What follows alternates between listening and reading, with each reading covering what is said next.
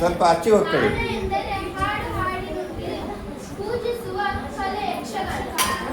ಹಾಂ ಆಯ್ತಾ ಆಯ್ತಾ, ನೀವು ಹೋಗಿ ಕೂತ್ಕೊಳ್ಳಿ. ಇನ್ನೊಂದು ಟೀಮ್ ಬನ್ನಿ. ಈಗ ನೀವು ಕೂತವರು ಸರಿ ಕೇಳ್ತಾ ಇರ್ಬೇಕು.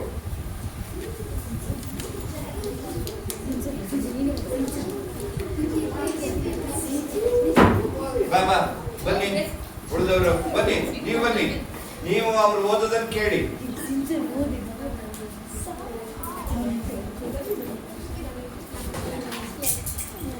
ಬನ್ನಿ.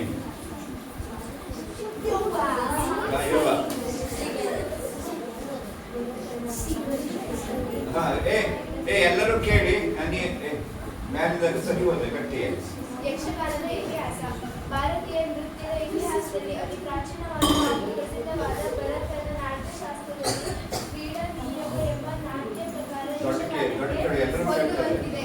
ಶ್ರೀ ವಿಜಯ ವಿರಚಿತವಾದ ಕವಿರಾಜ ಮಾರ್ಗದಲ್ಲಿ ವೆಂಕಟೆ ಎಂಬ ಕಾವ್ಯ ಪ್ರಕಾರ ಯಕ್ಷಗಾನದ ಪ್ರಸಂಗ ಪ್ರಕಾರವೇ ಆಗಿದೆ. ಕಾವ್ಯಾವಲೋಕನ ಪ್ರಕಾರ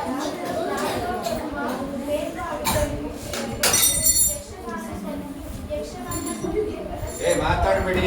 ಹೆಸರಿಸುತ್ತಾರೆ. 13ನೇ ಶತಮಾನದಲ್ಲಿ ರಚಿತವಾದ ಆದಿಪರ್ವ ಯಕ್ಷಗಾನದ ಮೊದಲ ಕೃತಿಯೆಂದು ಸಂಶೋಧಕರ ನಿರ್ಣಯ. 15ನೇ ಶತಮಾನದಲ್ಲಿ ಸೋಂದ ಸದಾಶಿವ ಕಕ್ಕಳ್ಳಿ ದಶಾವತಾರ ಮೇಳವನ್ನು ಬಿಜಾಪುರದ ಆದಿಲ್ ಶಾಸ್ತ್ರೀಯ ಮುಂದೆ ಯಕ್ಷಗಾನದ ದರ್ಶನ ನೀಡಿ ಮೆಚ್ಚಿಸಿ ಸೈನಿಕರನ್ನು ಕರೆತಂದ ದಾಖಲೆ ಇದೆ. ಹದಿನಾಲ್ಕನೇ ಶತಮಾನದ ವಿಷ್ಣು ವಾರಂಪಳ್ಳಿಯವರ ವೀರಾಟ ಪರ್ವ. 17ನೇ ಶತಮಾನದ ಉಮಾಲಯ್ಯ ಹೆಗ್ಗಡೆ ಶ್ರೀ ಕ್ಷೇತ್ರ ಧರ್ಮಸ್ಥಳ ಮೇಳದ ಬಯಲಾಟ ಆಡಿಸಿದ ಬಗ್ಗೆ ದಾಖಲೆ ಲಭಿಸುತ್ತದೆ. ನೋಡಿ ಸಾವಕಾಶ ನಿಧಾನ ನೋಡಿ. ನಿಮ್ಮೂರ ಹತ್ರ ನಿಮ್ಮೂರಿಗೆ ಎಷ್ಟು ಯಕ್ಷಗಾನದ ವಿಷಯದಲ್ಲಿ ಹೆಗ್ಗಳಿಕೆ ಇದೆ ಹೇಳಿ. ಕಕ್ಕಳ್ಳಿ ಅಂದ್ರೆ ಏನು ಬರ್ತದೆ? ಬಾಲಹಳ್ಳಿ ಅಂದ್ರೆ. ಈಗ ಸುಮಾರು 13ನೇ ಶತಮಾನದಲ್ಲಿ 15ನೇ ಶತಮಾನದಲ್ಲಿ ಕಕ್ಕಳ್ಳಿ ಮೇಳ ಅಂತಿತ್ತಂತೆ. ನೀವು ಸೋಂದಾಜ 2 ಜನ ನೋಡಿದ್ದೀರಿ ಅಷ್ಟೇ. ಸೋಂದ ಕೋಟೆ ಯಾರು ನೋಡಿದವರಿದ್ರ? ಸೋಂದ ಕೋಟೆಯ ಒಬ್ರು ನೋಡ್ಲಿಲ್ಲ. ಸೋಂದ ಸ್ವರ್ಣವಲ್ಲಿ ಮಠಕ್ಕೆ ಹೋಗ್ತಿರಲ್ಲ, ಹೋಗ್ಬೇಕಿದ್ರೆ ಒಂದು ನದಿ ಕಾಣಿಸ್ತದೆ, ಗೊತ್ತದೆಯಾ? ಅದರ ಆ ದಿಂಬೆ ಸೋಂದ ಕೋಟೆ. ಅಲ್ಲಿ ಪಿರಂಗಿ, ದೊಡ್ಡ ಕಲ್ಮಂಚ, ಆಮೇಲೆ ರಾಣಿ ಅರಮನೆ ಕುರುಹು, ಅರಮನೆ ಕಣ್ಣು ನೋಡಿದ್ದೇನೆ.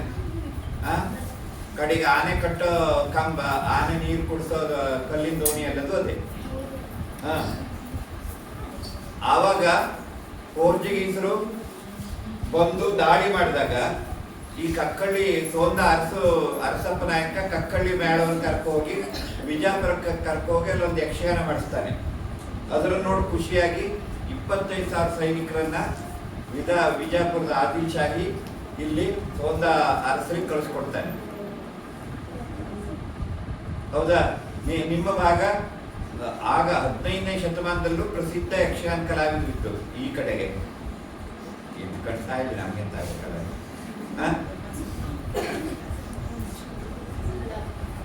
ಈಗ ನಾವು ಸ್ವಲ್ಪ ಯಕ್ಷಗಾನದ ಇತಿಹಾಸದ ಬಗ್ಗೆ ಸ್ವಲ್ಪ ತಿಳ್ಕೊಂಡಂಗಾಯ್ತು ಅಲ್ಲ.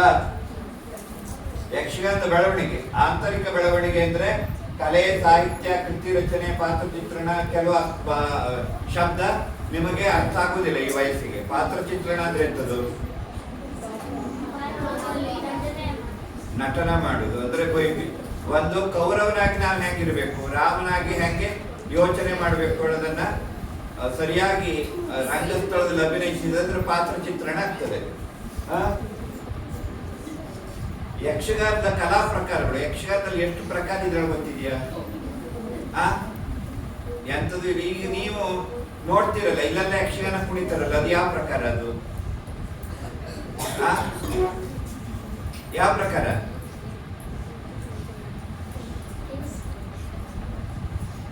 ಎಂತ ಪ್ರಕಾರವೇ ಅದು ಗೊತ್ತಿಲ್ಲ. ತೆಂಕು ತಿಟ್ಟು ಬಡಗು ತಿಟ್ಟೊಳಗೆ ಹೆಸರು ಕೇಳಿದ್ದೀರಾ? ಅದು ಕೇಳಿಲ್ಲ. ರಾಮ ರಾವಣ ಹೆಸರು ಕೇಳಿದ್ದೀರಾ? ಅರ್ಜುನ ಧರ್ಮರಾಜ, ಕುಂತಿ ದೃಪದೆ. ಸ್ವಲ್ಪ ಪುರಾಣದ ಬಗ್ಗೆ ಗೊತ್ತಿದ್ದಾರೆ, ಯಕ್ಷಗಾನ ಬಗ್ಗೆ ಗೊತ್ತಿಲ್ಲ. ಯಕ್ಷಗಾನದಲ್ಲಿ ಹಲವಾರು, ಈಗ ನಿಮಗೆ ಕರ್ನಾಟಕದ ಕೆಲವೇ ಭಾಗದಲ್ಲಿ ಯಕ್ಷಗಾನ ಇದೆ. ನಮ್ಮ ದಕ್ಷಿಣ ಕನ್ನಡ ಕೇಳಿದ್ದೀರಾ? ಉಡುಪಿ, ದಕ್ಷಿಣ ಕನ್ನಡ, ಮಂಗಳೂರು ಕಡೆ ಎಂತಂದ್ರ ಹೋಯ್, ಮಂಗಳೂರು ಕಡೆ ಬೇರೆ ರೀತಿಯಲ್ಲಿ ಕುಣಿತಾರೆ. ಅದಕ್ಕೆ ತೆಂಕು ತಿಟ್ಟು ಅಂತ ಹೇಳ್ತಾರೆ. ಅವರು ಭಾಗವತಿಗೆ ಮಾಡ್ಬೇಕಿದ್ರೆ ಜವಟೆ ಬರ್ತಾರೆ. ನಮ್ ಕಡೆ ಭಾಗವತಿಗೆ ಮಾಡ್ಬೇಕಿದ್ರೆ ಎಂತ ಬರ್ತಾರೆ? ತಾಳ. ಅದಕ್ಕೆ ಎಂತ ಹೇಳ್ತಾರೆ? ಬಡಗು ತಿಟ್ಟು ಹೇಳ್ತಾರೆ. ಅವ್ರ ಕಡೆ ನಾವು ಮಾಡುದು ಯಾವ ತಿಟ್ಟು? ಬಡಗು ತಿಟ್ಟು. ಅದರಲ್ಲೂ ನಮ್ಮ ಹೊನ್ನಾವರದಿಂದ, ಭಟ್ಕಳದಿಂದ ಈ ಕಡೆ ಎಲ್ಲ ಬರೆದ ಮಾಡೋದಕ್ಕೆ ಬಡಗು ತಿಟ್ಟು ಅಂತ. ಈಗ ನಿಮ್ಗೆ ಅದು ಬೇಡ. ತೆಂಕು ತಿಟ್ಟು, ಬಡಗು ತಿಟ್ಟು, ಆಮೇಲೆ ದೊಡ್ಡಾಟ, ಸಣ್ಣಾಟ, ಮೂಡಲಪಾಯ, ಬೇರೆ ಬೇರೆ ಏರಿಯಾದಲ್ಲಿ ಬೇರೆ ಬೇರೆ ರೀತಿಯ ಕಲಾ ಪ್ರಕಾರಗಳಿದೆ ಯಕ್ಷಗಾನದಲ್ಲೇ. ನೀವು ಮೈಸೂರು ಕಡೆಗೆ ಹೋದ್ರೆ ಮೂಡಲಪಾಯ ಅಂತ ಒಂದಿದೆ. ಈ ಬೈಲ್ಸೀಮೆ ಬದಿಗೆ ಹೋದ್ರೆ ಸಣ್ಣಾಟ, ದೊಡ್ಡಾಟ ಅಂತ. ಶ್ರೀಕೃಷ್ಣ ಪಾರಿಜಾತ ಎಲ್ಲ ಕೇಳಿದ್ರೆ ಹೆಸರ? ಇಲ್ಲ. ಅದು ನಮ್ಮ ಕರ್ನಾಟಕ ರಾಜ್ಯದಾದ್ಯಂತ ಬೇರೆ ಬೇರೆ ಜಿಲ್ಲೆಗಳಲ್ಲಿ ಬೇರೆ ಬೇರೆ ಹೆಸರಲ್ಲಿ ಯಕ್ಷಗಾನ ಪ್ರದರ್ಶನ ನಡೀತಾ ಇರ್ತದೆ. ಪಡುವಲಪಾಯ ಅಂತ, ಮೂಡಲಪಾಯ ಮತ್ತು ಪಡುವಲ. ಮೂಡಲ ಅಂದ್ರೆ ಅರ್ಥ ಗೊತ್ತಿದೆಯಾ? ಮೂಡಲ, ಪಡುವಲ, ಬಡಗಣ, ತೆಂಕಣ, ಅದರ ಅರ್ಥ ಇರ್ತದೆ ಹಳೆಗನ್ನಡ. ಮೂಡಲ ಅಂದ್ರೆ ಯಾವ ದಿಕ್ಕೋದು?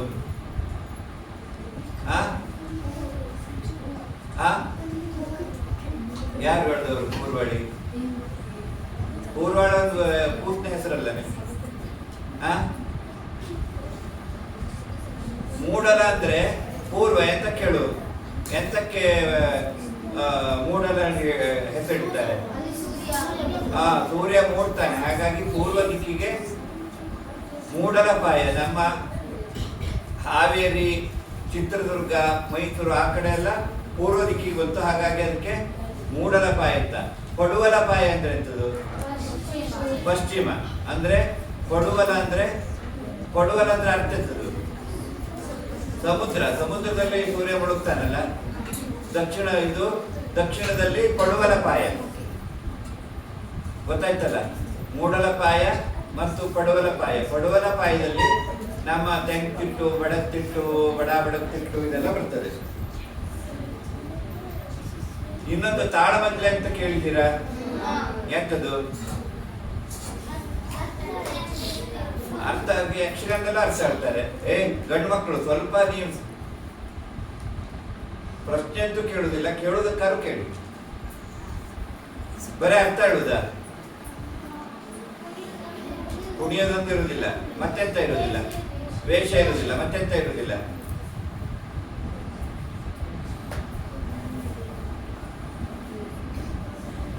ಅಂದ್ರೆ ಏನೂ ಇಲ್ಲದೆ ನಿನ್ನ ಹೆಸರು ಎಂತದು? ಹರ್ಷಿತ. ಬರೇ ಹರ್ಷಿತಳಾಗಿ ಕೂತ್ಕೊಳ್ತಾಳೆ, ಆದ್ರೆ ಬೀವನ ಪಾತ್ರ ಮಾಡ್ತಾಳೆ. ಪ್ರೇಕ್ಷಕರು ಅದನ್ನು ಒಪ್ತಾರೆ. ಯಾವ ವೇಷ, ಭೂಷಣ, ಬಣ್ಣ ಯಾವುದು ಇಲ್ಲದೆ ಪ್ರೇಕ್ಷಕರಿಗೆ ಬೀವನಾಗಿ ತೋರಿಸೋದು.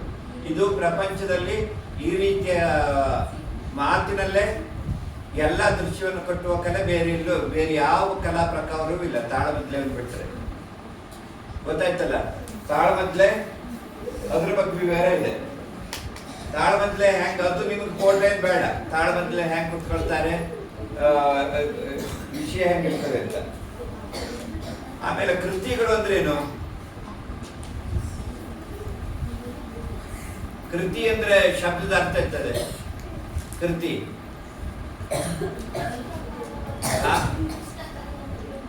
ಪುಸ್ತಕ ಬರೆಯೋದಂದ್ರೆ ಅದು ಲೇಖನ ಆಯ್ತು. ಕೃತಿಕಾರ ಅಂದ್ರೆ ಯಾರು? ಪುಸ್ತಕ ಬರೆಯೋರು. ಆ ಪುಸ್ತಕಕ್ಕೆ ಕೃತಿ. ಯಾವ್ದಾದ್ರು ಒಂದು ಕಾದಂಬರಿ ಬರೆದ್ರೆ ಅದು ಕಾದಂಬರಿ ಕೃತಿ. ಯಕ್ಷಗಾನ ಬರೆದ್ರೆ ಯಕ್ಷಗಾನ ಕೃತಿ, ನಾಟಕ ಬರೆದ್ರೆ ಕೃತಿ. ಹೌದಾ? ಯಕ್ಷಗಾನದಲ್ಲಿ ಪೌರಾಣಿಕ ಹಿನ್ನೆಲೆಯನ್ನು ಇಟ್ಕೊಂಡು ರಾಮಾಯಣ, ಮಹಾಭಾರತ, ಭಾಗವತ, ಪರಿಸರ ಬೇರೆ ಬೇರೆ ವಿಷಯ ಇಟ್ಕೊಂಡು ಕೃತಿಯನ್ನು ರಚನೆ ಮಾಡ್ತಾರೆ. ಒಂದು ಕಥೆ ಇಟ್ಕೊಂಡು ಅವರಿಗೆ ಎಂತ ಹೇಳ್ತಾರೆ? ಕೃತಿಕಾರರು, ಲೇಖಕರು ಅಂತ ಹೇಳ್ತಾರೆ. ಯಕ್ಷಗಾನ ಕೃತಿ ಹೇಗಿರ್ತದೆ, ಪ್ರಸಂಗಪಟ್ಟಿ ಹೇಗಿರ್ತದೆ, ಪದ್ಯ ಹೇಗಿರ್ತದೆ ಅಂತ ಇದ್ರೊಳಗಿದೆ. ನಿಮಗೆಲ್ಲ ಗೊತ್ತಿದೆ. ಯಕ್ಷಗಾನ ಪುಸ್ತಕ ನೋಡಿದ್ದೀರಾ?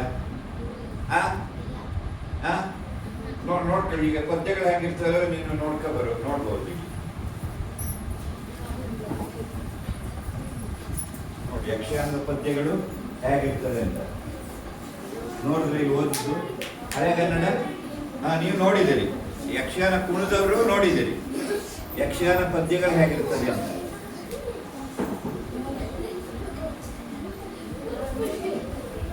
ಗೊತ್ತಾಯ್ತಾ?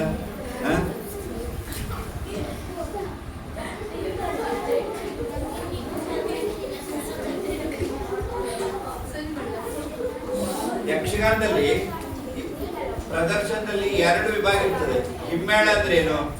ಯಕ್ಷಗಾನದಲ್ಲಿ ಹಿಮ್ಮೇಳ ಅಂದ್ರೆ ಮೃದಂಗ ಚಂಡೆಯವರು, ಅವರಿಗೆ ಎಂತ ಹೇಳ್ತಾರೆ? ಹಿಮ್ಮೇಳ ಅಂತ. ಹಿಮ್ಮೇಳದವ್ರು ಹೇಗೆ ಕೂತ್ಕೊಳ್ತಾರೆ, ಹೇಗೆ ತಯಾರಾಗ್ತಾರೆ, ಅವ್ರ ಡ್ರೆಸ್ ಹೇಗಿದೆ ಅಂತಿದೆ. ಇದೆಲ್ಲ ನೀವು ನೋಡಿದ್ದೀರಿ. ತಲೆಗೊಂದು ಮುಂಡ ಕಟ್ಕೊಳ್ತಾರೆ, ಒಂದು ಹಿಂದಿನ ಟೇಬಲ್ ಮೇಲೆ ಕೂತ್ಕೊಳ್ತಾರೆ.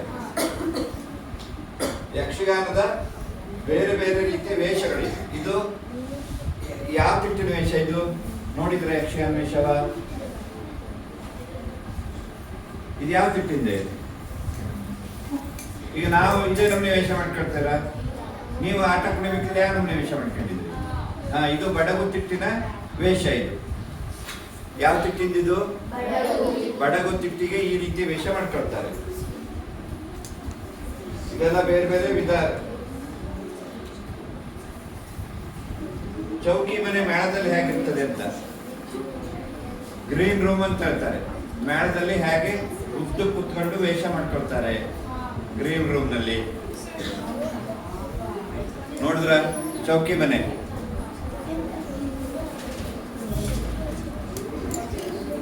ರಂಗಸ್ಥಳ ಹೇಗಿರ್ಬೇಕು ಅಂತ, ರಂಗಸ್ಥಳ ಹೇಗಿರ್ಬೇಕು ಅಂತ. ಈ ರಂಗಸ್ಥಳದ ಬಗ್ಗೆ ನಿಮ್ಗೆ ಅರ್ಥ ಆಗ್ತದೆ ಇಲ್ಲ. 12 ಫೂಟು ಅಗಲ, 15 ಫೂಟ್ ಉದ್ದ ಇರ್ತದೆ. ಓಯ್ ಯಜಮಾನ್ರು ಸ್ವಲ್ಪ ಈ ಕಡೆ ಲಕ್ಷ್ಯ ಕೊಡಿ. 12 ಫೂಟು. ಈಗ ನೀವು ನಾಟಕ ನೋಡಿದ್ದೀರಿ. ನಾಟಕದಲ್ಲಿ ರಂಗಸ್ಥಳ ಹೇಗಿರ್ತದೆ? ಸ್ಟೇಜು ದೊಡ್ಡಕ್ಕಿರ್ತದೆ. ಹಿಂದೆ ಸೀನ್ಸ್ ಎಲ್ಲ ಇರ್ತದೆ.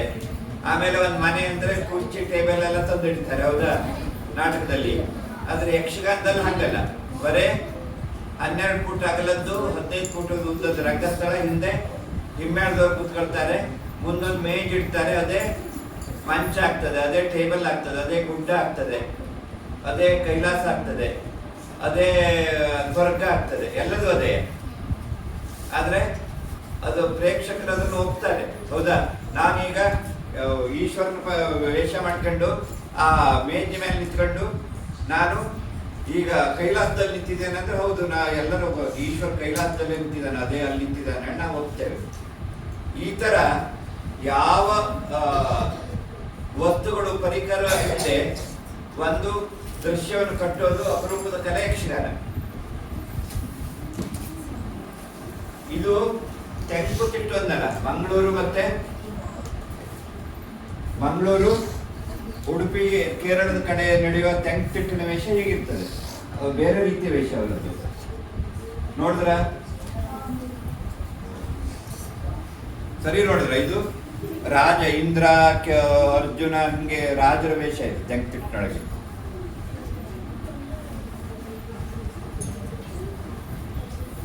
ಕಾಡ್ತದೇನ? ಕಣ್ತ? ಈ ವೇಷ ಮಾಡಿದವ್ರು ಎಷ್ಟು ವರ್ಷದವ್ರು ಇರ್ಬೋದು?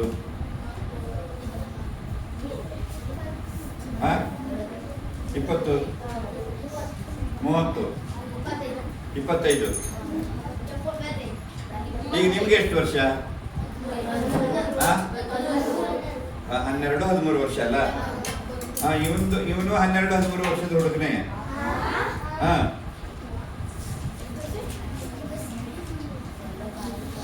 ಇವನು 12, 13 ವರ್ಷದ ಹುಡುಗನೇ. ಅದರಲ್ಲಿ ವೇಷ ಮಾಡಿದಾಗ ಮೀಸೆಲ್ಲ ಕಟ್ಟಿದಾಗ ಗೊತ್ತಾಗೋದಿಲ್ಲ. ನೋಡಿದ್ರ ಈ ವೇಷ ಮಾಡಿದ ಹುಡುಗ ಯಾರು ಅಂತ ಗೊತ್ತಿದ್ಯಾ?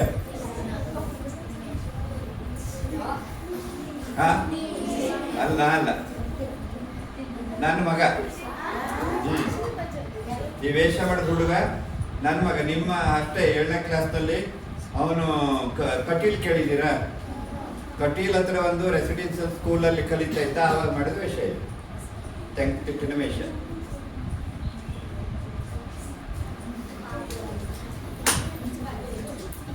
ತೆಂಕುತಿಟ್ಟಿನ ರಾಕ್ಷಸ, ಪೂತನಿ, ಹಿಡಿಂಬೆ, ರಾಕ್ಷಸಿ ವೇಷ ಇದು. ರಾಕ್ಷಸ ಅಲ್ಲ, ಸ್ತ್ರೀ ವೇಷ.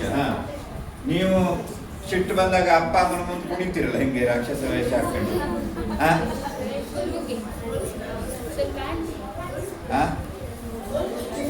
ಅಂತ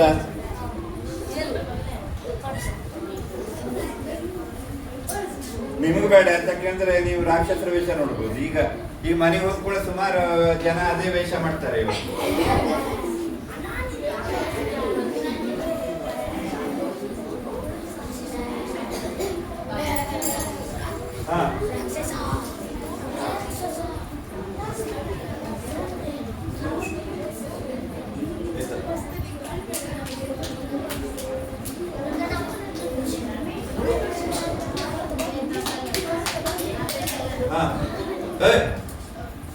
ಇದಿಷ್ಟು ಯಕ್ಷಗಾನದ ಬಗ್ಗೆ ಒಂದು ಸ್ಥೂಲವಾದ ಕಲ್ಪನೆ.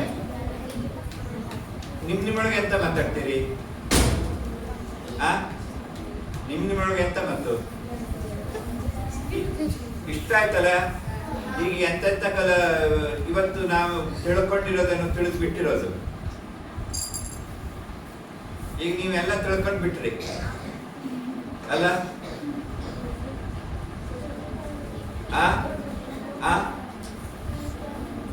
ಎಲ್ಲರೂ ತಿಳ್ಕೊಂಡ್ಬಿಟ್ರಿ ಅಲ್ಲ? ಇಲ್ಲಪ್ಪ, ತಿಳ್ಕೊಂಡ್ಬಿಟ್ರಿ ಇಲ್ಲ. ಸ್ವಲ್ಪ ಅರ್ಥ ಆಯ್ತು, ತೊಳಾಯ್ತು. 2-3 ಸರಿ ಹೇಳಿದ್ಮೇಲೆ ಟ್ಯೂಬ್ಲೈಟ್. ಟ್ಯೂಬ್ಲೈಟ್ ಅಂದ್ರೆ ಎಂತದೆ? ಬಲ್ಪ್. ಹೌದು. ನೀನು ನಿಮ್ಗೆ ಕೆಲವು ಜನರಿಗೆ ನೀ ಅಂತ ಟ್ಯೂಬ್ಲೈಟ್ ಒಳಗೆ ಕೇಳ್ತಾರೆ ಅಂತ ಕೇಳು.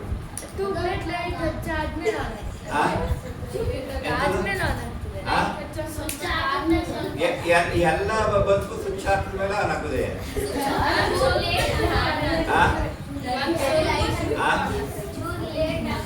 ಸ್ವಲ್ಪ ಟ್ಯೂಬ್ಲೈಟ್ ಸ್ವಲ್ಪ ಸ್ವಿಚ್ ಹಾಕಿ ಒಂದು ಅರ್ಧ ಸೆಕೆಂಡು 1 ಸೆಕೆಂಡಿಗೆ ಆನ್ ಆಗ್ತದೆ, ಸ್ವಲ್ಪ ಲೇಟ್ ಆಗಿ. ಉಳಿದ ಲೈಟ್ ಅನ್ನು ಹಾಕಿದ ತಕ್ಷಣ ಆನ್ ಆಗ್ತದೆ.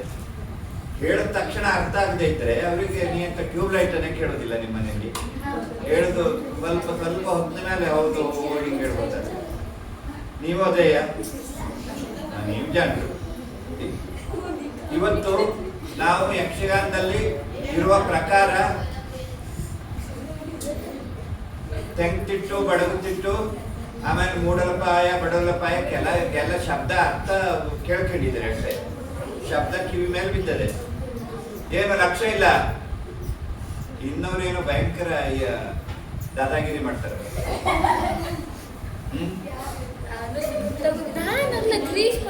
ಆಯ್ತಾಯ್ತು.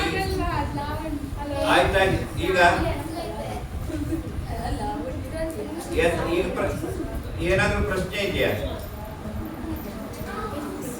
ಈಗ ನೀವೊಂದು ಕೆಲಸ ಮಾಡ್ಬೇಕು. ಪ್ರತಿಯೊಬ್ರು ನಿನ್ನೆ ಮತ್ತು ಮೊನ್ನೆ ನಾವು ಹಿಂದಿನ ತರಬೇತಿಯಲ್ಲಿ, ಇವತ್ತು ತರಬೇತಿಯಲ್ಲಿ ಹೇಳಿದ್ದನ್ನ ಒಂದು ವಾಕ್ಯದಲ್ಲಿ ನಿಮ್ಗೆ ಏನ್ ಗೊತ್ತಾಯ್ತು, ಯಕ್ಷಗಾನ ಅಂದ್ರೆ ಏನು ಅಥವಾ ಎಂತ ಕಲ್ತ್ರೆ ಒಂದು ವಾಕ್ಯದಲ್ಲಿ ಹೇಳ್ಬೇಕು. ಎಲ್ಲಿಂದ ಶುರು ಮಾಡ್ತೀರಿ?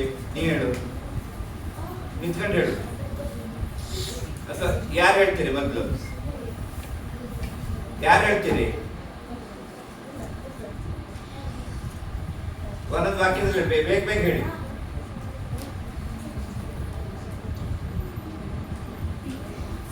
ನಾನು ಹೆಡ್ ಮಾಸ್ಟರ್ ಹತ್ರ ಪರ್ಮಿಷನ್ ತಗೊಂಡ್ಬಂದಿದ್ದೇನೆ.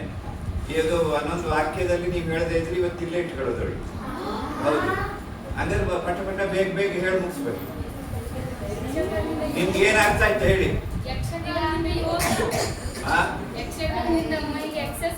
ಎಕ್ಸರ್ಸೈಸ್ ಆಗ್ತದೆ. ಒಂದು ಒಬ್ಬೊಬ್ರೆ ಎಲ್ಲರೂ ಅಲ್ಲ, ವೇಷಭೂಷಣ ಸ್ಟಡಿ.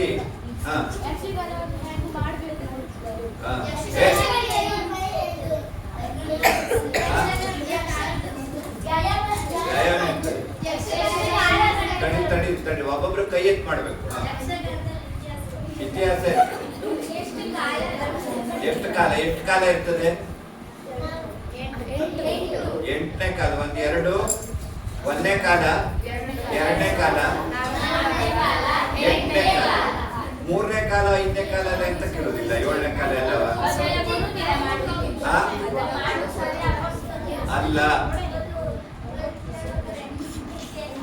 ಅಲ್ಲ. ಸರಿಲು ಮಿಗಿಲು ಅಂದ್ರೆ ಗೊತ್ತಿದ್ಯಾ? ಸಮ ವಿಷಮ. ಈಗ ವಿಷಮ ಆದ್ರೆ ಹೆಂಗಾಗ್ತದೆ? ಈಗ 1ನೇ ಕಾಲಿಂದ 2 ಆಗ್ಬೋದು. ಡಬಲ್ ಅಂದ್ರೆ 2 ಡಬಲ್ 3, 4 ಡಬಲ್. ಹೀಗೆ ಅದು ಡಬಲ್ ಆಗ್ತಾ ಹೋಗಿ ಬಿಟ್ರೆ ಲಯಗಳೆಲ್ಲ ಮಧ್ಯದ್ದು 5ನೇ ಕಾಲ ಆಗುದಿಲ್ಲ. ಹಾಗಾಗಿ 1, 2, 4, 8 ಹೀಗೆ ಮುಂದುವರಿತಾ ಹೋಗ್ತದೆ. ಆಮೇಲೆ ನೃತ್ಯ ಇರ್ತದೆ. ಯಾವ್ಯಾವ ಪ್ರದೇಶದಲ್ಲಿ ಮಾಡ್ತಾರೆ ಹೇಳಿರ್ತದೆ. ತಾಳ ಇರ್ತದೆ.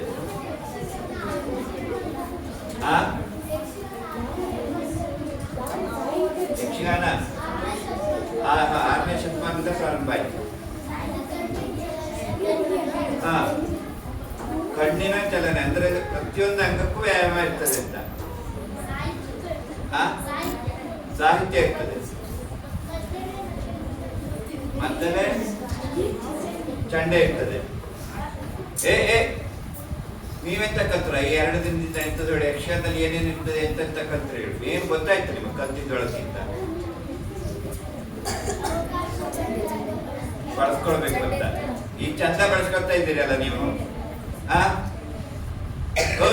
ಹಿಂದೆ ಕೂತವ್ರು ಚಂದ ಬಳಸ್ಕೊಳ್ತಾ ಇದ್ದೀರಿ ಅವಕಾಶವ. ಸುದ್ದಿ ಅಲ್ಲಿ ಹಿಂದೆ ಕೂತ್ಕೊಂಡು ಸುದ್ದಿ ಹೇಳೋ ಅವಕಾಶವನ್ನು ಚಂದ ಬಳಸ್ಕೊಳ್ತಾ ಇದ್ದಾರೆ ಅವರು. ಮತ್ತೆಂತದ್ದು?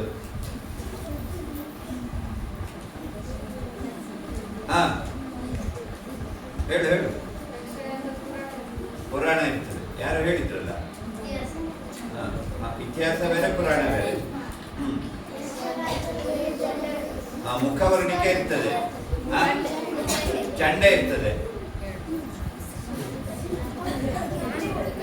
ಪಗಡೆ ಅಂದ್ರೆ ಶಿರೋಭೂಷಣ ಹೇಳ್ತಾರೆ ಅದಕ್ಕೆ. ತಲೆ ವೇಷಭೂಷಣ ಇರ್ತದೆ. ಹಿಮ್ಮೇಳದವ್ರು ಇರ್ತಾರೆ, ಮುಮ್ಮೇಳದವ್ರು ಇರ್ತಾರ ಯಕ್ಷಗಾನದಲ್ಲಿ. ಮುಮ್ಮೇಳ, ಹಿಮ್ಮೇಳ ಆಯ್ತು. ಮುಮ್ಮೇಳ ಅಂದ್ರೆ ಎಂತದ್ದು ಯಕ್ಷಗಾನದಲ್ಲಿ?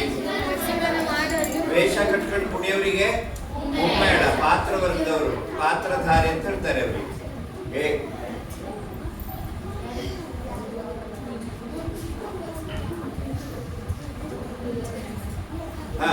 ಮತ್ತೆಂತದ್ದು ಕಲ್ತ್ರಿ? ಏನೇನು ತಿಳ್ಕೊಂಡ್ರಿ ಯಕ್ಷಗಾನ ಬಗ್ಗೆ?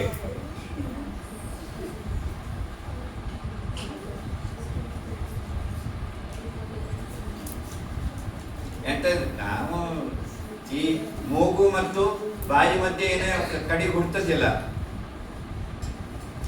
ಮೂಗು ಮತ್ತು ಬಾಯಿ ಮಧ್ಯೆ ಕಡಿ ಹುಡ್ತದೆ ಎಂತದ್ದು? ಮೀಸೆಟ್ಟವರಿಗೆ ಎಂತ ಹೇಳ್ತಾರೆ? ಗಂಡಸರು. ನಾವು ಗಂಡಸರು ಅಂದ್ರೆ ಬಹಳ ಮುಂದುವರೆದ್ಬಿಟ್ಟಿದ್ದೇವೆ ಈಗ.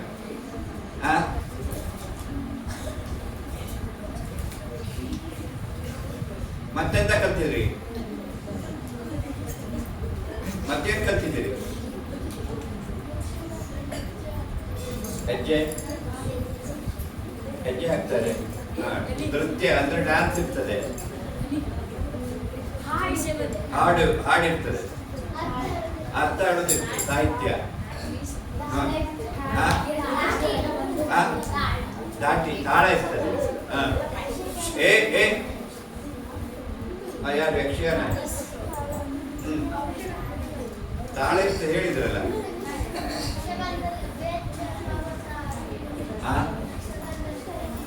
ಬೇಂಚೆಯ ಪರ್ವತ ಆಗ್ತದೆ, ಮಂಚ ಆಗ್ತದೆ, ಕುರ್ಚಿ ಆಗ್ತದೆ, ಸಿಂಹಾಸನ ಆಗ್ತದೆ, ಎಲ್ಲದೂ ಆಗ್ತದೆ.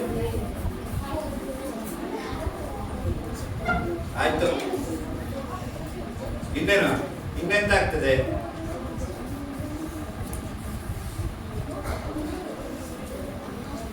ನಿಮಗೆ ಸ್ವಲ್ಪ ನೀವು ಸುಮ್ಮನೆ ಇರಬೇಕು ಅನ್ನೋದು ನಿಮ್ಗೊಂದು ಕಥೆ ಅಂತ ಹೇಳಿದ್ರೆ ಮಾತ್ರ. ನಿಮಗೆ ನೀವು ಕ್ಲಾಸ್ನಲ್ಲೂ ಶಿಕ್ಷಕರು ಪಾಠ ಮಾಡ್ಬೇಕಿದ್ರೆ ಹಿಂಗೆ ಮಾಡ್ತೀರಾ?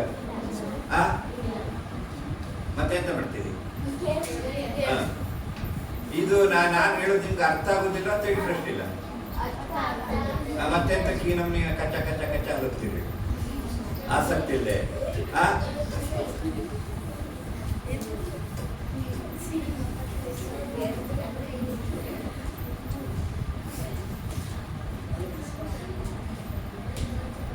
ಈಗ ನಿಮ್ಮ ನೀವು ಯಾಂತವ್ರು, ನಿಮ್ಮ ಮನಸ್ಥಿತಿ ಅಂತ ಹೇಳೋದ್ರ ಬಗ್ಗೆ ಒಂದು ಕಥೆ ಹೇಳ ಅಡ್ಡಿಲ್ಲ. ಈಗ ಅದೆಷ್ಟು ನಿಮ್ಗೆ ಅಳವಡಿಸ್ತದೆ ಹೇಳಿ ಕತೆ ಮುಗಿದ್ಮೇಲೆ ನೋಡಿ ಅರ್ಥ ಮಾಡ್ಕೊಳ್ಳಿ. ಒಂದು ಊರಲ್ಲಿ ಒಂದು ದೊಡ್ಡ ಗೌಡ ಇರ್ತ. ಗೌಡ ಹೇಳಿದ್ದೆ ವಾಕ್ಯ ಅವನು ಕೇಳಿದ್ರೆ ಅಥವಾ ಯಜಮಾನ ಇಟ್ಕೊಳ್ಳಿ, ಅವನ ಅಧ್ಯಕ್ಷ ಅಂತ ನಿಮ್ಗೆ ಅರ್ಥ ಆಗಬೇಕು. ಅವನು ಹೇಳ್ದಂಗೆ ಆಗ್ಬೇಕು. ಕಡೆಗೆ ಆ ಊರಲ್ಲಿ ಒಂದು ಹುಡುಗ ಒಂದು ತಪ್ಪು ಮಾಡಿಬಿಡ್ತಾನೆ. ತಪ್ಪು ಮಾಡಿದ್ದಕ್ಕೆ ಎಲ್ಲ ಸೇರಿ ಅವನೊಂದು ಶಿಕ್ಷೆ ಕೊಡ್ತಾರೆ. ಶಿಕ್ಷೆ ಕೊಡೋ ಎಂಥದ್ದು ಶಿಕ್ಷೆ ಅಂದ್ರೆ ಮತ್ತೆಂಥದ್ದು ಇಲ್ಲ. ಆ ಗೌಡ್ರ ಮನೆ ಕೊಟ್ಟಿಗಿಂದ ಒಂದೊಂದೇ ದನ ಬಿಡ್ತಾರೆ. ದನ ಎಮ್ಮೆ ಗೊತ್ತಾಗ್ತದಿಲ್ಲ. ಆ ದನದ ಬಾಲ ಹಿಡಿದು ಅದನ್ನ ಅವಾಗ ಮಣಿಸ್ಬೇಕು, ಅಂದ್ರೆ ಅದನ್ನ ಒಂದ್ ಬದಿ ನಿಲ್ಲಿಸ್ಬೇಕು. ಇವ ಹಿಂಗಿದ್ದ, ಯಾರು ತಪ್ಪು ಮಾಡಿದ ಹುಡುಗ. ಗೌಡ ಅಂತ ಹೇಳ್ತಾ, ನೀನು ಯಾವುದೇ ಒಂದು ದನದ ಬಾಲ ಹಿಡಿದು ಅದನ್ನ ನಿತ್ತಲ್ಲೇ ನಿಲ್ಲಿಸಿದ್ರೆ ನೀನು ಕ್ಷಮಿಸ್ಬಿಡ್ತೇನೆ, ಅಥವಾ ನಿನಗೆ ಬೇರೆ ಅಂತ ಬಿರುದು ಕೊಡ್ತೇನೆ, ಅಥವಾ ನೀನು ಫಸ್ಟ್ ಕ್ಲಾಸ್ ಕೊಡ್ತೇನೆ ಅಂತ ಇದು ಮಾಡ್ತಾನೆ. ಆವಾಗ ಒಂದು ದಿನ ಬೆಳಗ್ಗೆ ಗೌಡನ ಮನೆ ಕೊಟ್ಟಿಗೆ ಮುಂದೆ ಆ ಹುಡುಗ ಬಂದು ನಿಲ್ತಾನೆ. ಒಂದು ದನ ಬಿಡ್ತಾನೆ, ಯಾರು ಗೌಡ. ಆ ದನ ಇಷ್ಟು ದೊಡ್ಡಕ್ಕಿತ್ತು, ಸಿಕ್ಕಾಪಟ್ಟೆ ದೊಡ್ಡಕ್ಕಿತ್ತು. ಏನು ಬಿಟ್ಟು ಕೂಡ ಬುಸ್ಸು ಮಾಡ್ತಾ ಬಂತು. ಇವನಿಗೆ ಎದ್ಕೊಂಡೋಯ್ತು. ಇವನ್ ಪ್ರಸಾದ ಎಲ್ಲ ಒಣಗೋಯ್ತು. ಅಷ್ಟಾದ್ಮೇಲೆ ಇದೊಂದು ಆ ಗೌಡ್ರ ಮನೆಯಲ್ಲಿ 50 ಕೆಟ್ಲೆ ದನ ಅದೇ, ಇದೊಂದು ದೊಡ್ಡ ಹೋಗದಿದ್ರೆ ಹೋಗ್ಲಿ, ಮುಂದೆ ಬರ್ತದೆ ಎಲ್ಲ ನೋಡುವಾಳಿ ಅದನ್ನು ಬಿಟ್ಟ.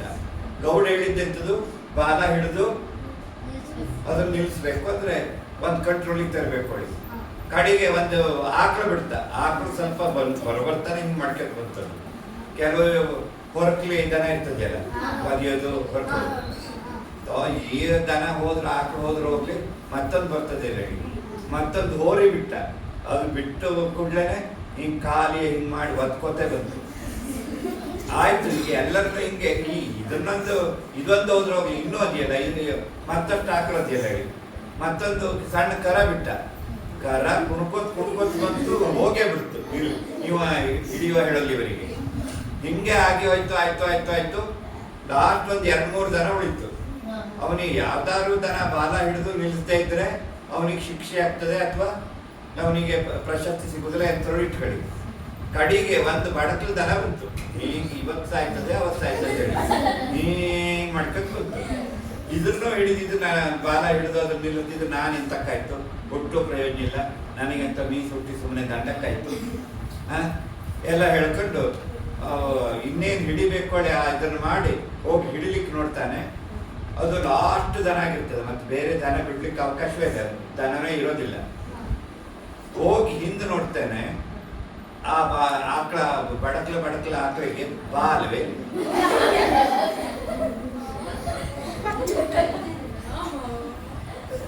ಎಂತದೋಡು ಬಾಲ್ವೇ ಇಲ್ಲ.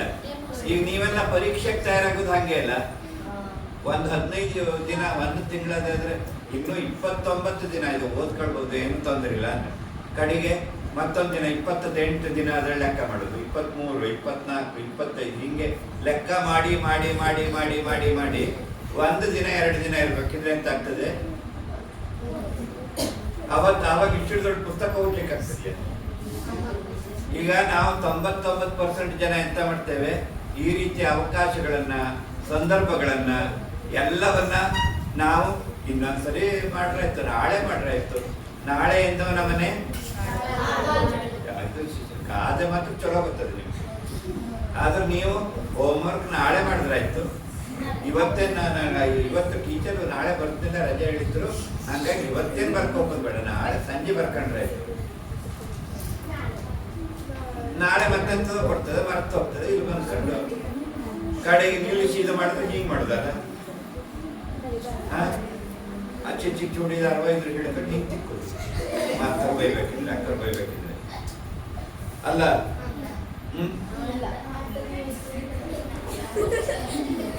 ಹಂಗೆ ನಿಮಗೆ ನಿಮ್ಮ ಜೀವನದಲ್ಲಿ ಹಲವಾರು ಅವಕಾಶಗಳು ಅಥವಾ ಸಂದರ್ಭಗಳು ಸಿಗ್ತದೆ. ನೀವು ಇದು ಅಂದ್ಬಿಟ್ರೆ ಇನ್ನು ನಾ ಇಷ್ಟು ಜನಕ್ಕಿದ್ದೆ ನಿಮಗೆ 12-13 ವರ್ಷ ಅಲ್ಲ, ನಾ ಇನ್ನೊಂದು 100 ವರ್ಷ ಬದುಕ್ತಾ ಇರ್ತಾರೆ. ಎಷ್ಟೆಲ್ಲ ಅವಕಾಶ ಸಿಗ್ತದೆ. ಈಗಲೇ ಎತ್ಕೊಂಡು ಹೋಗಿ ಎಂತ ಕಟ್ಟಲ್ಲ ಮೈಕೈ ನೋವು ಮಾಡಿದ್ರು ಇಲ್ಲೇ ಕೂತ್ಕೊಳ್ತೇನೆ, ಹೌದಾ? ಎಂತಾಗ್ತದೆ ಅವಾಗ? ಹೌದು, ಅದಕ್ಕೆ ಕೆನ್ನೆ ಹಿಡಿದು ಚೌಟ್ಲಿಕ್ಕೆ ಅವಕಾಶ ಸಿಗುವುದಿಲ್ಲ, ಈಗಲೇ ಚೌಟ್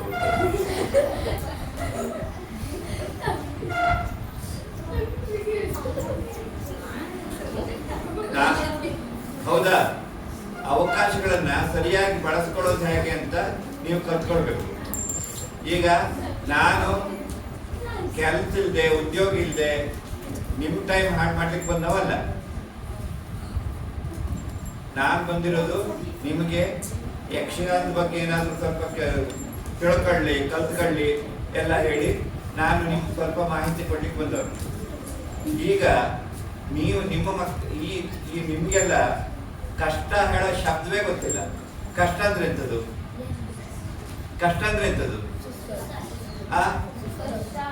ಕಷ್ಟ. ಸುಖ ಅಂದ್ರೆ ಸುಖ.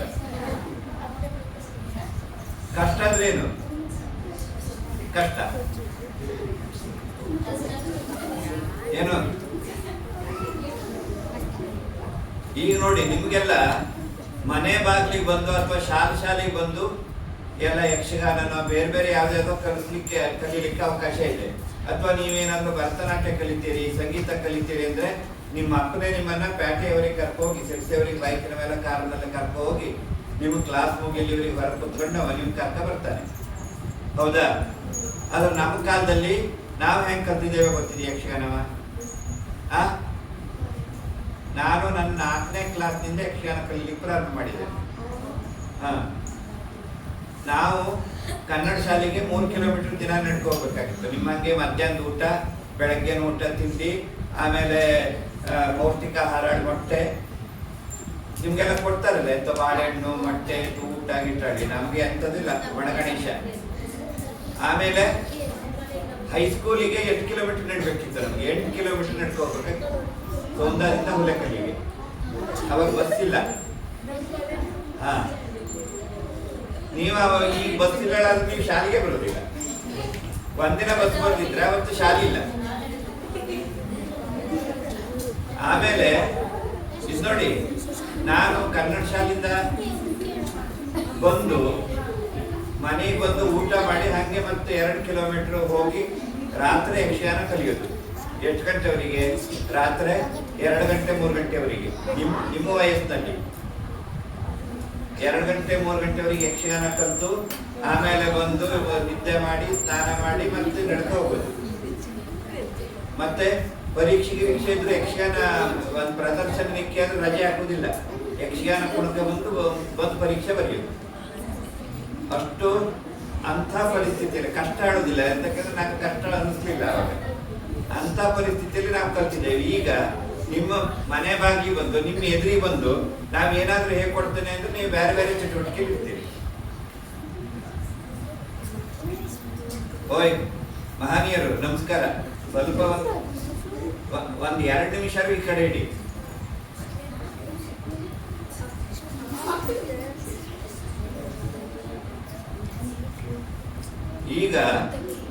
ನೀವು ನಿಮ್ಗೆ ಈಗ ನಿಮ್ಮ ತಂದೆ ತಾಯಿಗಳೆಲ್ಲ ಎಂತ ಹೇಳ್ತಾರೆ, IAS ಅಧಿಕಾರಿ ಆಗು, ಸಾಫ್ಟ್ವೇರ್ ಇಂಜಿನಿಯರ್ ಆಗು, ಪೊಲೀಸ್ ಆಗು, ಡಾಕ್ಟರ್ ಆಗು, ಅಲ್ಲ ಎಲ್ಲ ಹೇಳುದಿಲ್ವಾ? ಶಿಕ್ಷಕರಾಗಿ ಅಂತಂತ ಹೇಳ್ತಾರೆ. ಆದರೆ ಶಿಕ್ಷಕ ವೃತ್ತಿಯನ್ನು ಬಿಟ್ಟು ಬೇರೆ ಯಾವ ವೃತ್ತಿಯಲ್ಲಿ ನೀವಿದ್ರು ರಿಟೈರ್ಡ್ ಆದ ಕೂಡ ನಿಮ್ಮನ್ನು ಮಾತಾಡ್ಸೋರು ಇರುವುದಿಲ್ಲ.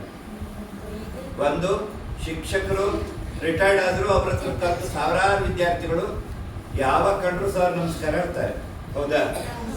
ಈಗ ಯಾವುದೋ ಒಂದು ಅಧಿಕಾರಿಗಳು ಅವ್ರಿಗೆ ರಿಟೈರ್ಡ್ ಆದ್ರೆ ಅವ್ರನ್ನ ಯಾರು ಮೋಸ ನೋಡೋದಿಲ್ಲ. ಇಡೀ ಇದರೊಳಗೆ ಶಿಕ್ಷಕರು ಮತ್ತು ಕಲಾವಿದರನ್ನ ಯಾವಾಗಲೂ ಜನ ಗೌರವಿಸ್ತಾರೆ, ಗುರುತಿಸ್ತಾರೆ. ಅವರು ಹಾಗಿದ್ರೆ ಕಲಾವಿದರು ಇರುವಾಗೇ ಇರಬೇಕು, ಶಿಕ್ಷಕರು ಇರುವಾಗೆ ಇದ್ರೆ ಅವ್ರನ್ನ ಗುರುತಿಸ್ತಾರೆ. ಮತ್ತು ಆರ್ಥಿಕವಾಗಿಯೂ ಈಗ ನೀವು ಭೀಮಸೇನ್ ಜೋಶಿ ಅಥವಾ ಸೋನು ನಿಗಮ್ ಅವರು ಇವರೆಲ್ಲ ಹೆಸರು ಕೇಳಿದ್ದೀರಾ? ಅವರಿಗೆಲ್ಲ ಒಂದು ಪ್ರೋಗ್ರಾಮಿಗೆ ಎಷ್ಟು ಲಕ್ಷ ಕೊಡ್ತಾರೆ ಗೊತ್ತಿದೆಯಾ?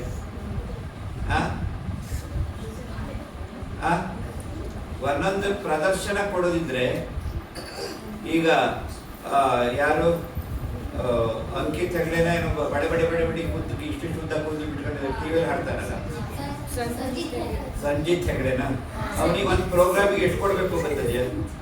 ಒಂದು ದಿನ ಬಂದು ಹಾಡಿದ್ರೆ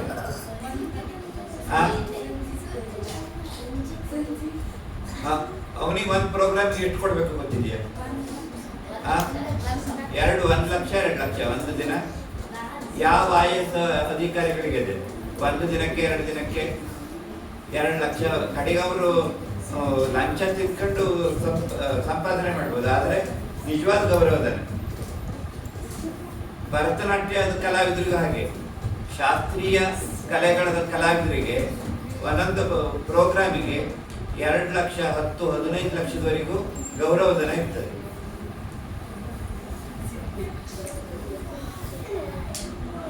ನೀವು ಎಲ್ಲರೂ BCom ಮಾಡ್ತಾನೆ, MCom ಮಾಡ್ತಾನೆ, ಡಾಕ್ಟರ್ ಆಗ್ತಾನೆ, ಸಾಫ್ಟ್ವೇರ್ ಇಂಜಿನಿಯರ್ ಆಗ್ತಾನೆ ಅಂದ್ರೆ ಅದು ಒಂದಲ್ಲ ಒಂದು ಕಾಲದಲ್ಲಿ ಅದಕ್ಕೆ ಬೇಡಿಕೆ ಹೆಚ್ಚಿರ್ತದೆ, ಹೌದಾ? ಈಗ MBBS ಡಾಕ್ಟರ್ಗೆ ಅಷ್ಟೆಲ್ಲ ಬೆಲೆ ಇಲ್ಲ, ಈಗೆಲ್ಲ ಮತ್ತೆ ಆಯುರ್ವೇದ ಬದಿಗೆ ತಿರುಗ್ತಾ ಇದ್ದಾರೆ, ಹೌದಾ? ಸಾಫ್ಟ್ವೇರ್ ಇಂಜಿನಿಯರಿಂಗ್ ಕಾಲೇಜಿಗೆ ಹೆಚ್ಚು ಜನ ಸೇರುವುದಿಲ್ಲ, ಈಗೆಲ್ಲ BCom MCom ಕಾಮರ್ಸ್ ಕಡೆ ತಿರುಗ್ತಾ ಇದ್ದಾರೆ. ಇಂಜಿನಿಯರ್ ಮಾಡಿದವರು 10,000 ರೂಪಾಯಿ ಪಗಾರಿ ದುಡಿತಾ ಇದ್ದವರು ಇದ್ದಾರೆ. ಹಾಗಾಗಿ ನಾನು ನಿಮ್ಗೆ ಹೇಳಿಕ್ ಹೊರಟಿರೋದು, ನೀವು ಇಂಜಿನಿಯರು ಆಗಬೇಕು, ಡಾಕ್ಟ್ರು ಆಗಬೇಕು, ಎಲ್ಲದೂ ಆಗಿ, ಆದರೆ ಪಠ್ಯೇತರ ಚಟುವಟಿಕೆಯಲ್ಲಿ ಏನಾದರೂ ಒಂದು ಸಾಧನೆ ಮಾಡಿ. ಒಂದು ಕೊಡಲೋ ಅಥವಾ ತಬಲಾನೋ. ಕೇರಳದಲ್ಲಿ ಒಂದು 12 ವರ್ಷದ ಹುಡುಗಿ ಇದೆ, ನೋಡಿದ್ದೀರ ಅದು ಕೇಳಿದ್ದೀರ? ವೈಲಿನ್ ಬಾರಿಸ್ತಾಳೆ, ಗಂಗಾ ಶಶಿಧರನ್ ಅಂತ. ಗಂಗಾ ಶಶಿಧರನ್ ಅಂತ 12 ವರ್ಷದ ಹುಡುಗಿ ವೈಲಿನ್ ಬಾರಿಸ್ತಾಳೆ, ಇಡೀ ಪ್ರಪಂಚ ಸುತ್ತಾಳೆ ಅವಳಿಗೆ. ಅವಳ ಸೆಕ್ಯೂರಿಟಿ ಹಿಂದೆ 5 ಪೊಲೀಸರು ಮುಂದೆ 5 ಪೊಲೀಸರು ಇರ್ತಾರೆ. ಯಾವ IAS IPS ಅಧಿಕಾರಿ ಅಲ್ಲ ಅವಳು. 12 ವರ್ಷದ. ನಿಮ್ಗೆ ಎಷ್ಟು ವರ್ಷ ಆಯ್ತು? 12 13 ಹಿಂಗಿದ್ದೀರಿ. 12 ವರ್ಷದ ಗಂಗಾ ಶಶಿಧರನ್ ಹೇಳಿ ವೈಲಿನ್ ಬಾರಿಸ ಹುಡುಗಿ ಅವಳಿಗೆ ಎಷ್ಟು ಲಕ್ಷ ದುಡಿತಾಳೆ ಈಗ ತಿಂಗಳಿಗೆ? 1 ಲಕ್ಷ ಎಲ್ಲ ಲೆಕ್ಕವೇ ಇಲ್ಲ ಒಂದೊಂದು ಪ್ರೋಗ್ರಾಮಿಗೆ.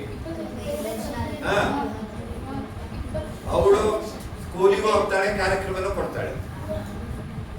ಅಂದ್ರೆ ಎಲ್ಲಾ ಗಂಗಾ ಶಶಿಧರನ್ ಆಗ್ಲಿಕ್ಕೆ ಆಗೋದಿಲ್ಲ. ಅವರಿಗೆ ಯೋಗನೂ ಇರಬೇಕು, ದೇವರು ಕೊಟ್ಟ ಕೊಡುಗೆ ಇರಬೇಕು, ಹಿನ್ನೆಲೆ ಇರಬೇಕು, ಎಲ್ಲ.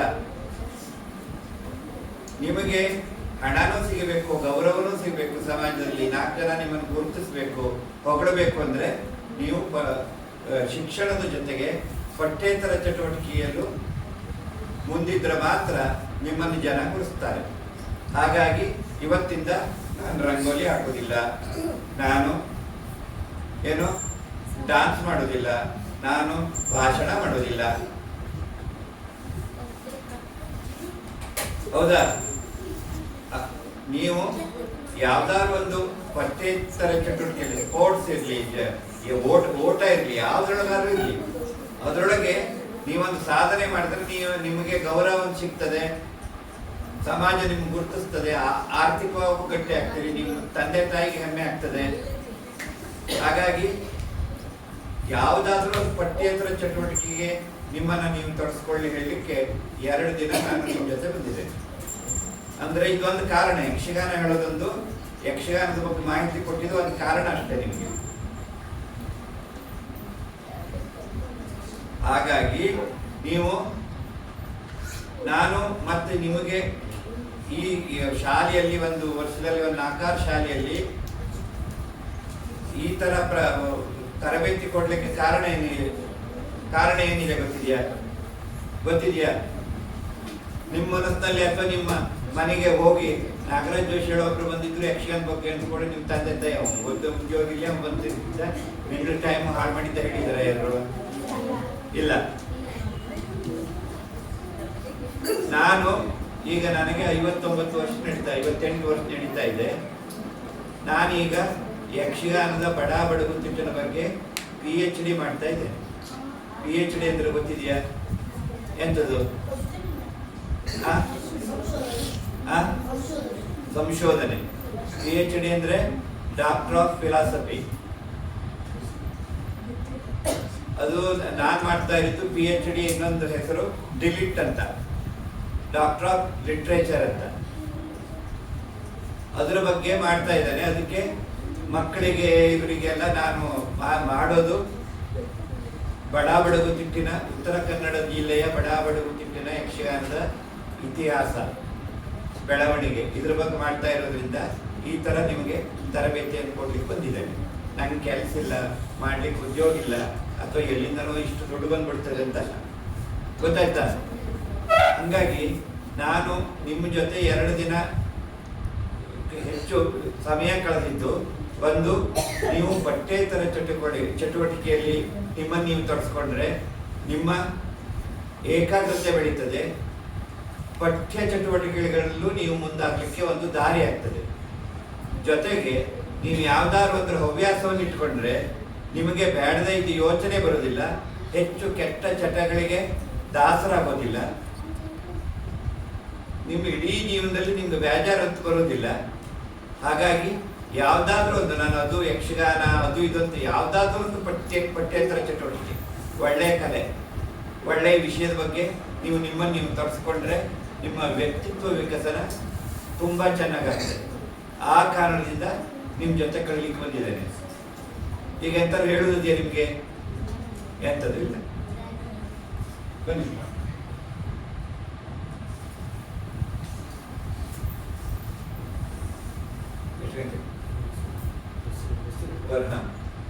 ಆಯ್ತು. ಈಗ ಇಷ್ಟು ದಿನ ನನಗೆ ಈ 2 ದಿನದ ಕಾಲ ನನಗೆ ಈ ಯಕ್ಷಗಾನದ ಬಗ್ಗೆ ಅಥವಾ ನಿಮ್ಮ ಜೊತೆ ಅವಕಾಶ ಮಾತಾಡಲಿಕ್ಕೆ ಅವಕಾಶ ಕೊಟ್ಟಂತ ಶಿಕ್ಷಕ ವರ್ಗ ಮತ್ತು SDMC ವರ್ಗದವರಿಗೆ ನಾನು ವೈಯಕ್ತಿಕವಾಗಿ ಧನ್ಯವಾದ ಹೇಳ್ತೇನೆ. ಎರಡನೇದಾಗಿ, ಇಷ್ಟ ಇದ್ದು ಇಷ್ಟ ಇಲ್ಲದಿದ್ದು ಮತ್ತೆ ನಾನು ಮಾತಾಡ್ತಾ ಇದ್ರು ನಿಮ್ಮೆಲ್ಲ ಪಠ್ಯೇತರ ಚಟುವಟಿಕೆಗಳನ್ನು ನಡೆಸ್ತಾ ಇದ್ದು ನನ್ನ ಜೊತೆ ಇದ್ದಿದ್ದಕ್ಕೆ ನಿಮ್ಮೆಲ್ಲ, ನೀವು ಮುದ್ದು ಮಕ್ಕಳು, ನೀವು ಹೇಗಿದ್ರು ಎಂತ ಮಾಡ್ತಾ ಇದ್ರು ನಮಗೆ ಮುದ್ದು ಮಕ್ಕಳೇ ಅಲ್ಲ, ಮುದ್ದು ಮಕ್ಕಳಿಗೆ ಅನಂತ ಅನಂತ ಧನ್ಯವಾದಗಳನ್ನ ಹೇಳ್ತೇನೆ. ಇನ್ನೆಂತಾರು ಹೇಳೋದಿದ್ಯಾ? ಎಂತದ್ದು ಇಲ್ಲ. ಥ್ಯಾಂಕ್ಸ್ ಅಂದ್ರೆ ಎಂತದ್ದು? ಹಾ, ಅಡ್ಡಿಲ್ಲ, ಧನ್ಯವಾದಗಳು. ನೀವು ನಾನು ಹೇಳಿದ್ರೊಳಗೆ ಒಂದು 1% ಏನಾದರೂ ನಿಮ್ಮ ತಲೆಯಲ್ಲಿ ಇದ್ದರೆ, ನಾನು ಇಷ್ಟು 2 ದಿನ ನಿಮ್ಮ ಜೊತೆ ಕಾಲ ಕಳೆದಿದ್ದಕ್ಕೆ ಒಂದು ಸಾರ್ಥಕತೆ ಅಂತ ತಿಳ್ಕೊಳ್ತೇನೆ. ಎಲ್ಲರಿಗೂ ನಮಸ್ಕಾರ. ಎಸ್, ನಾಗರಾಜ್ ಜೋಶಿ ಅವರ ಪರಿಚಯ ಇದೆ. ಯಕ್ಷಗಾನ ಕಲಾವಿದರು, ಹವ್ಯಾಸಿ ಕಲಾವಿದರು,